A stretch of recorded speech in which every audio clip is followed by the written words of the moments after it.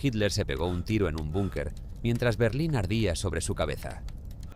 Mussolini fue colgado boca abajo en una gasolinera mientras la multitud le escupía. Gaddafi fue arrastrado de una alcantarilla, suplicando, mientras alguien lo filmaba con el móvil. Ceausescu fue fusilado en un patio trasero el día de Navidad. El juicio duró menos de una hora. Estos son los finales que la historia recuerda, los que parecen justicia.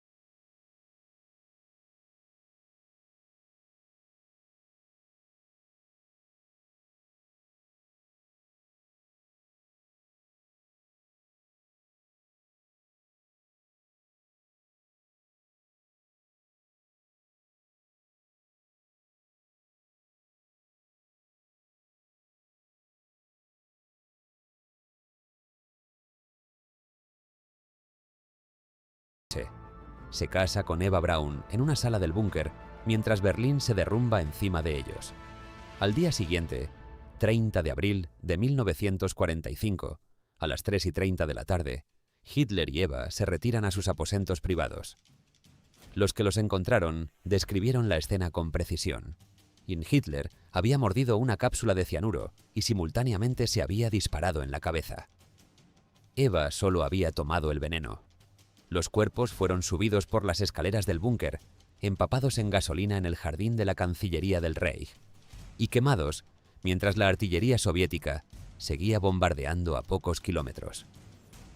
El hombre que había enviado a millones a morir en campos y trincheras eligió escapar al juicio de la historia por su propia mano.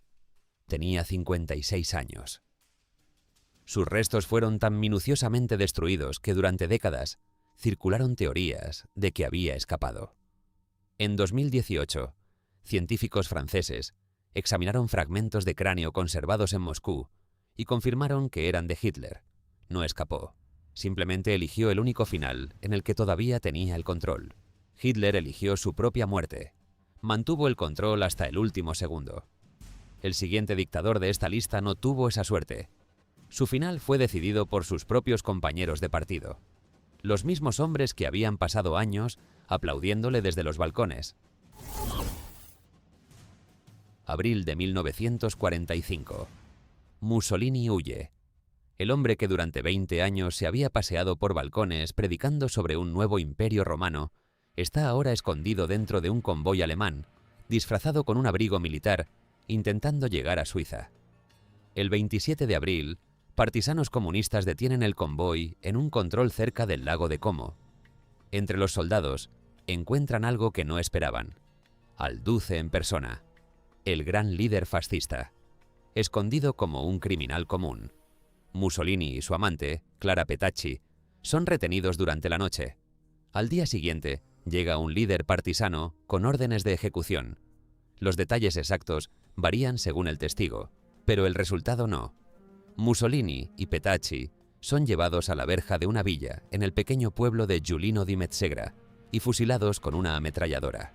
Los cuerpos son cargados en una furgoneta y conducidos a Milán, a una plaza llamada Piazzale Loreto.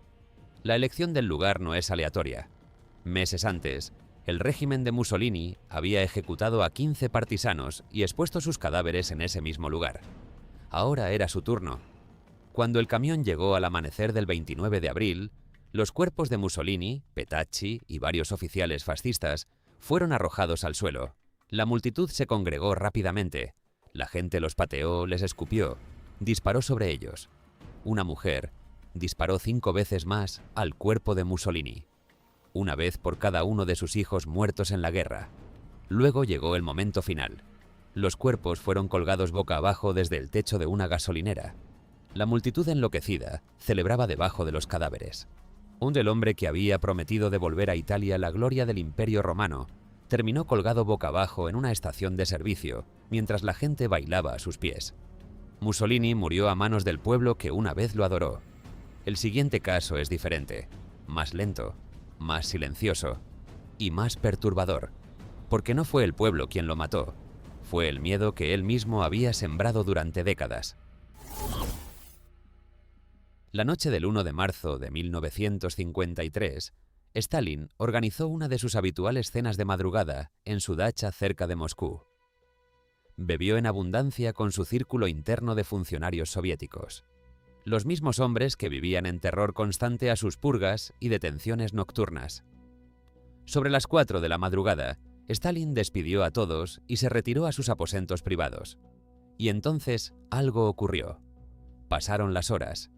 Stalin siempre llamaba a sus guardias y al personal a media mañana, pero el 2 de marzo llegó y pasó en silencio.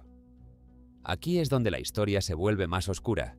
Sus guardias y el personal doméstico sabían que algo iba mal, pero tenían un terror absoluto a entrar sin ser llamados. Stalin había cultivado tal clima de miedo que su propia gente era demasiado cobarde para comprobar si seguía vivo. Cuando alguien finalmente se armó de valor para asomarse esa noche, encontraron al dictador de 74 años tirado en el suelo en un charco de su propia orina, parcialmente paralizado por un derrame cerebral masivo. Llevaba casi 12 horas así. Se llamó a los médicos, pero el retraso había hecho su daño. Stalin agonizó durante días, incapaz de hablar, con el rostro contorsionado, muriendo lentamente mientras los doctores intentaban desesperadamente salvarlo. Algunos historiadores creen que sus guardias tardaron intencionadamente. Otros piensan que sus propios funcionarios podrían haberle envenenado o negado ayuda de forma deliberada. El 5 de marzo de 1953, a las 9:50 de la noche, Stalin murió. El hombre que había gobernado mediante el terror absoluto murió solo en el suelo, abandonado por el mismo miedo que él había creado. Stalin murió víctima de su propio terror. Nadie se atrevió a ayudarle. El siguiente dictador de esta lista también murió solo, pero no en el suelo de su dacha, sino en una alcantarilla, filmado, suplicando. 20 de octubre de 2011. Libia lleva meses en guerra civil. Gaddafi ha huido de Trípoli. Ha llegado a su ciudad natal de Sirte, donde resiste durante semanas. Los ataques aéreos de la OTAN destruyen su convoy cuando intenta escapar.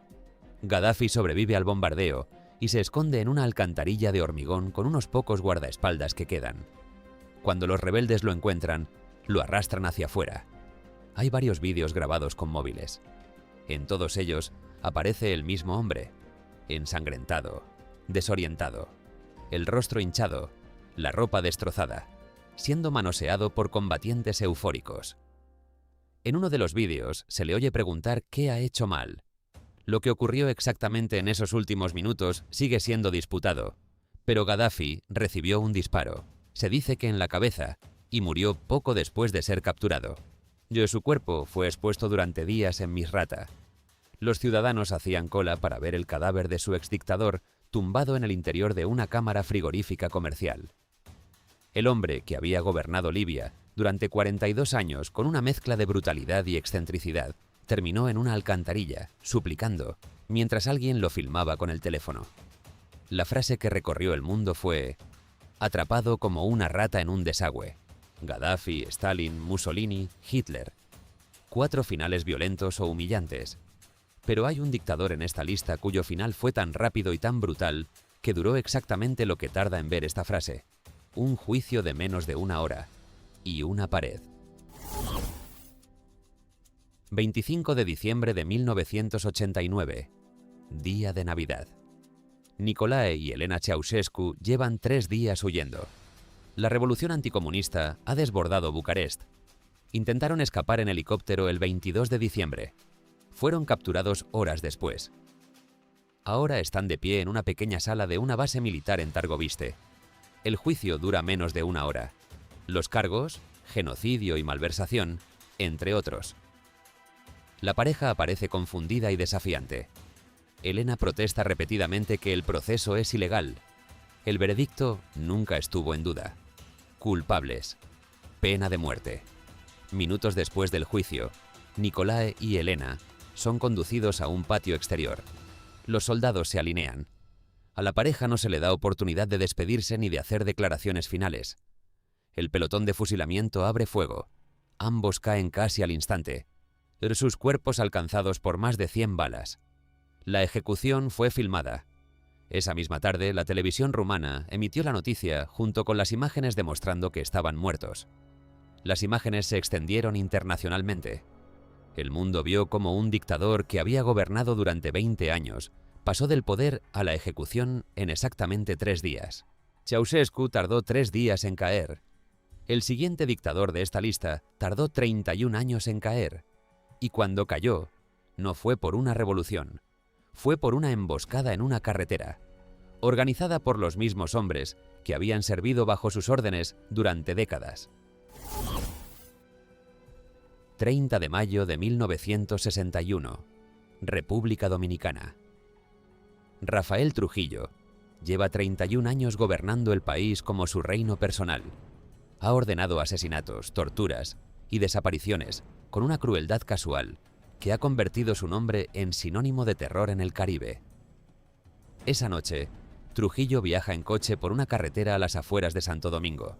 Varios coches bloquean su ruta de repente. Un grupo de conspiradores dominicanos, muchos de ellos oficiales militares que habían servido bajo sus órdenes, emerge armado. Llevan meses planeando esto con apoyo silencioso de la CIA, que quería a Trujillo fuera del tablero. El coche del dictador de 69 años es acribillado a balazos.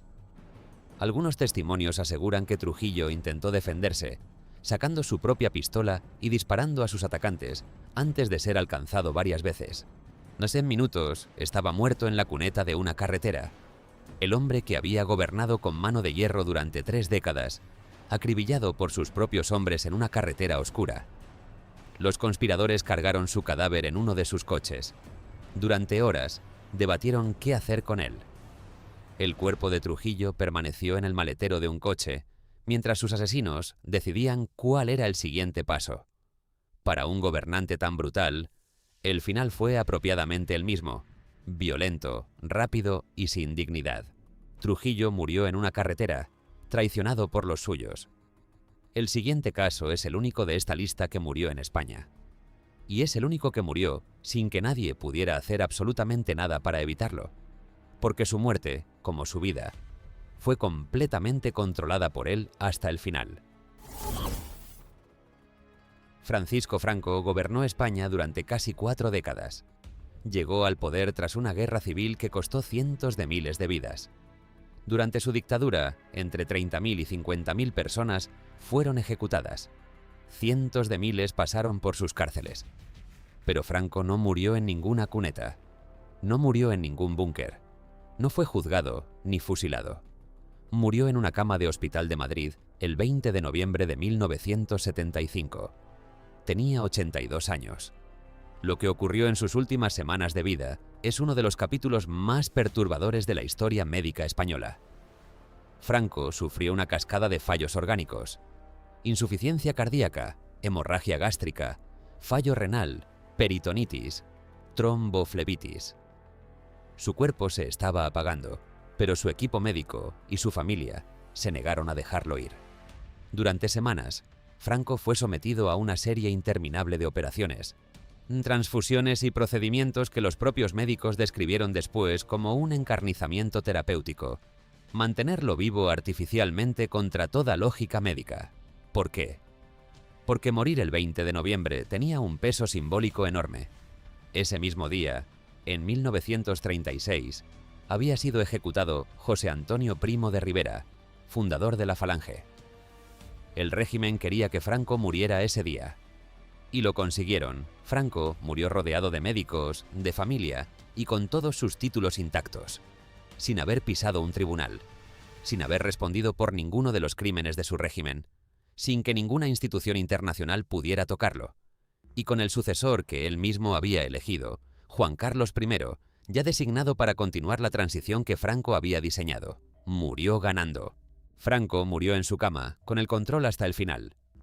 El siguiente dictador también fue ejecutado, pero su ejecución fue filmada con un móvil por alguien en la sala, y el vídeo llegó a todo el mundo antes de que amaneciera. 30 de diciembre de 2006. Irak. Saddam Hussein ha sido juzgado por crímenes contra la humanidad y condenado a muerte en la horca. El protocolo oficial exige una ejecución solemne y controlada. No fue eso lo que ocurrió. Al amanecer de ese día de diciembre, el exdictador de 69 años es conducido a una cámara de ejecución en una base militar de Bagdad. Alguien en la sala tiene un teléfono móvil. Mientras Saddam está en el cadalso con la soga al cuello, los guardias comienzan a insultarle. Gritan insultos sectarios. Saddam responde con desafío, recitando oraciones. Cuando el suelo cede bajo sus pies, todo termina rápido. El vídeo filtrado con el móvil llegó a internet esa misma noche. El mundo entero vio a Saddam Hussein, vestido con un abrigo negro, manteniendo la compostura mientras los insultos llovían sobre él hasta el último momento. La ejecución generó una controversia masiva. Para unos fue justicia, para otros fue una humillación innecesaria a un hombre que ya iba a morir. Su cuerpo fue devuelto a su familia y enterrado en su ciudad natal de Tikrit. Antes de cerrar el archivo, hay una promesa que cumplir. Al principio de este vídeo dijimos que había un dictador en esta lista que murió en su cama con 96 años, rodeado de médicos, sin haber respondido ante ningún tribunal. No es Franco. Franco tenía 82 años y al menos tuvo la decencia de morirse. Es Augusto Pinochet. Pinochet gobernó Chile durante 17 años después de derrocar al gobierno democrático de Salvador Allende en un golpe de Estado en 1973. Durante su dictadura, miles de chilenos fueron torturados, asesinados o desaparecidos. En 1998 fue arrestado en Londres por orden de un juez español. El mundo pensó que por fin habría justicia. Sus abogados argumentaron que estaba demasiado enfermo para ser juzgado. Lo dejaron ir. Volvió a Chile. Allí enfrentó múltiples acusaciones por crímenes contra los derechos humanos, fraude fiscal y malversación. Sus abogados volvieron a argumentar que estaba demasiado enfermo y demasiado senil para ser juzgado. Los casos se arrastraron durante años. El 10 de diciembre de 2006, exactamente el Día Internacional de los Derechos Humanos, Augusto Pinochet murió en un hospital militar de Santiago. Tenía 91 años. Estaba rodeado de su familia. No había pasado un solo día en prisión por los crímenes cometidos durante su régimen. Las reacciones en las calles de Santiago fueron divididas. Unos lloraron, otros celebraron. Muchos de los que habían perdido familiares durante su dictadura se quedaron simplemente en silencio, porque no había nada que celebrar. No había habido juicio, no había habido condena, no había habido ningún momento en que alguien pudiera mirarle a los ojos en un tribunal y pedirle que respondiera. Simplemente se apagó.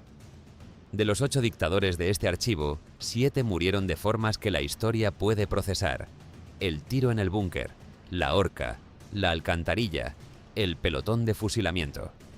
Pinochet nos recuerda que el poder absoluto, cuando se ejerce con suficiente frialdad y suficientes abogados, puede escapar incluso a la muerte con dignidad. El archivo de Pinochet sigue técnicamente abierto. Sus víctimas siguen esperando una justicia que nunca llegará. El archivo de Archivo Mortal también sigue abierto. No cierres el archivo.